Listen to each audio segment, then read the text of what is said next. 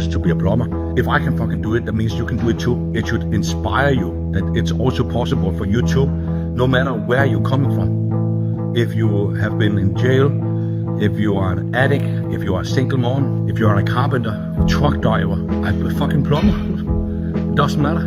Your background doesn't matter.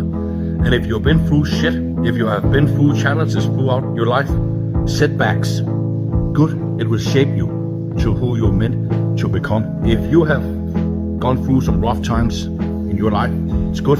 It's just a matter of how bad do you fucking want it? How bad do you want to prove to everyone who bullied you in school that you are meant for more? My teacher told me, because I got kicked out of all of the fucking classroom in school, Philip will never become anything. They fucking told my parents that.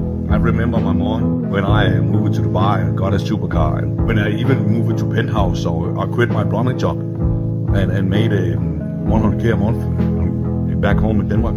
Then she told me, Philip, I wish your fucking teachers are watching you now.